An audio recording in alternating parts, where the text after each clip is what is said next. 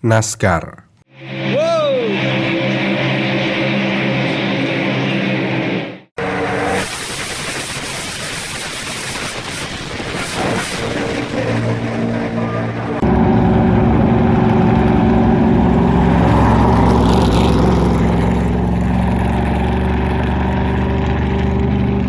NASCAR adalah balapan yang penuh dengan kecepatan, penuh dengan belokan ke kiri, penuh dengan ketegangan, dan penuh dengan kecurangan. Pertanyaannya, bagaimana tim NASCAR melakukan kecurangan tanpa ketahuan? Sebenarnya di NASCAR sendiri, kecurangan biasanya akan langsung ketahuan. Hanya aja biasanya kecurangan dianggap wajar di NASCAR. Bahkan NASCAR selalu mengacu kepada pepatah satu ini. Kalau kamu nggak curang, berarti kamu nggak berusaha. Dan pepatah ini masih sangat berlaku di NASCAR. Tapi kenapa kecurangan dianggap wajar di NASCAR? Apakah peraturan tidak ada di sini? Sebenarnya di NASCAR aturan tetap ada, tapi karena ada pepatah tersebut, tim selalu mencari celahnya. Misalnya, dulu mobil NASCAR harus sesuai dengan template yang sangat presisi untuk lolos inspeksi. Namun saat ini NASCAR memakai chip RFID untuk mempermudah prosesnya. Memang RFID berhasil mempermudah prosesnya, hanya aja hal ini bisa menimbulkan celah kecurangan lainnya. Menariknya lagi di sini adalah pembalap bisa melakukan kecurangan dan jika pembalap tersebut menang tapi kecurangannya ketahuan, kemenangan tersebut tetap sah dan pembalapnya masih bisa menyimpan trofi kemenangannya. Dan hal ini pernah kejadian dengan pembalap Brad Keselowski. Brad pernah memenangkan balapan Nationwide Series, tapi setelah balapan mobilnya ketahuan pakai suspensi ilegal. Alih-alih didiskualifikasi, dia hanya kehilangan 25 poin dan kru timnya didenda 220.000 US dollar. Tapi kemenangannya tetap legal. Namun kenapa kecurangannya dianggap normal di NASCAR? Semua ini bisa terjadi karena pendiri NASCAR itu sendiri, yaitu Bill France, yang mana dia punya filosofi sendiri. Semua orang harus tahu siapa pemenang balapan sebelum pulang ke rumah. Maksudnya gimana? Jadi ini semua merujuk ke kompetisi lainnya, misalnya Formula One. Di F1 pernah kejadian ketika Michael Schumacher memenangkan GP Belgia tahun 94. Namun ketika balapan berakhir, tim inspeksi menemukan kecurigaan di plank bawah mobil F1 miliknya.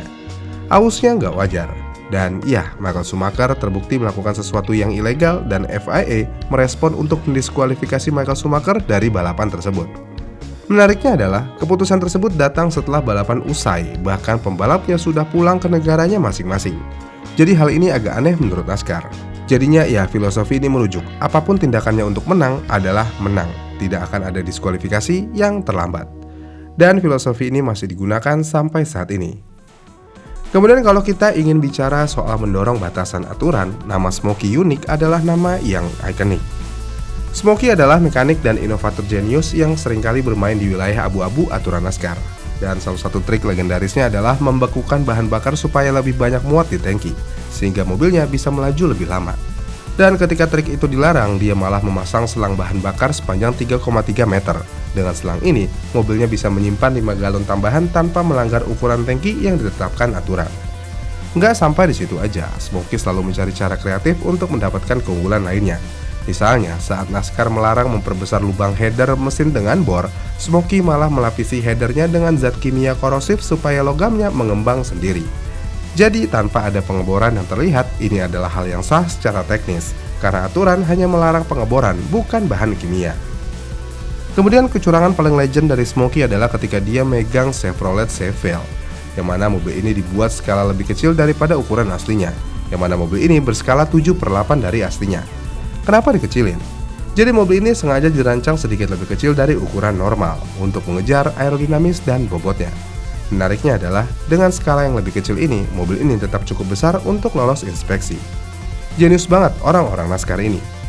Menariknya adalah kultur ini malah membentuk NASCAR jadi olahraga yang unik. Bahkan kultur ini bisa menjadi kebanggaan sendiri, yang mana pada akhirnya banyak pembalap yang mengungkapkan kecurangan mereka. Misalnya, Marty Robbins. Dia berhasil mencetak 6 kali finish top 10 dan 35 balapan sebagai private. Menariknya di sini adalah, ketika balapan di Winston 500 Talladega 1972, Robbins tiba-tiba bisa melaju 30 km lebih cepat dari waktu kualifikasinya. Dan hal ini bikin semua orang bingung.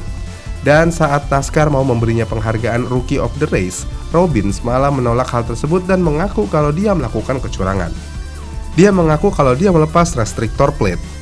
Tanpa adanya plat pembatas tersebut, tentu aja mobilnya akan lebih kencang dari yang lainnya. Menariknya adalah, dia melakukan hal tersebut bukan untuk memenangkan balapan, tapi demi dia bisa merasakan sensasi balapan di barisan depan. Ya, dia adalah orang yang jujur, tapi tetap curang. Kemudian pengakuan selanjutnya dari Junior Johnson. Junior Johnson sering tertangkap basah melakukan kecurangan, dan salah satu trik terbaiknya adalah membuat mesin yang tampak legal secara visual. Padahal mesin tersebut jauh melampaui kapasitas maksimal yang diizinkan. Bagaimana Junior melakukan hal tersebut? Jadi dia membuat lubang kecil di sekitaran busi, yang mana saat inspektur NASCAR mengukur volume mesin pakai alat tekanan udara, lubang ini akan melepaskan cukup udara supaya hasilnya sesuai regulasi. Misalnya regulasinya adalah mesinnya harus 350 inch kubik, padahal mesinnya dia sebenarnya 500 inch kubik. Dan saat balapan, lubang itu ditutup pakai ring. Dan ketika lubangnya ditutup, tentu aja mesinnya akan kembali ke kapasitas penuh, yaitu 500 inch kubik murni. Contoh lainnya adalah Chad Knaus. Chad melakukan kecurangan dengan cara mengubah jendela belakang secara ilegal pada tahun 2006. Kemudian pada tahun 2007, dia kembali melakukan kecurangan lainnya dengan memodifikasi bentuk fender di luar template. Bahkan selain itu, dia juga pernah ketahuan menyembunyikan magnet di pedal gas. Cara kerjanya, mobil akan terlihat lebih lambat saat dyno test. Tapi ini adalah trik yang terlalu mencolok. Akhirnya mereka didenda dan kehilangan 150 poin kejuaraan. Itu adalah kecurangan yang dilakukan secara mandiri. Kecurangan bahkan pernah dilakukan secara terang-terangan dan massal, yang mana tim pit stop NASCAR pernah melakukan pembengkokan skirt ketika melakukan pit stop. Dan nama kecurangan ini adalah skirt pull NASCAR. Apa gunanya? Tentu aja dengan membengkokkan skirtnya, mobil bisa memiliki downforce tambahan ke kiri lebih banyak lagi. Menariknya lagi adalah, awalnya satu tim aja yang menggunakan trik ini. Namun ketika ketahuan sama tim lain kalau tim tersebut menggunakan trik tersebut, mereka bukannya protes ke panitia. Mereka malah melakukan hal yang serupa, yang pada akhirnya trik ini dilakukan secara massal. Namun semua itu akhirnya di-banned karena membengkokkan skirt bisa sangat berbahaya, dan kejadian karena hal ini adalah kecelakaan yang disebabkan oleh ledakan ban mobil pembalap. Setelah adanya hal tersebut, akhirnya trik ini benar-benar di-banned sepenuhnya. Namun yang jadi pertanyaan lainnya adalah, kenapa tim santai aja melakukan kecurangan di NASCAR?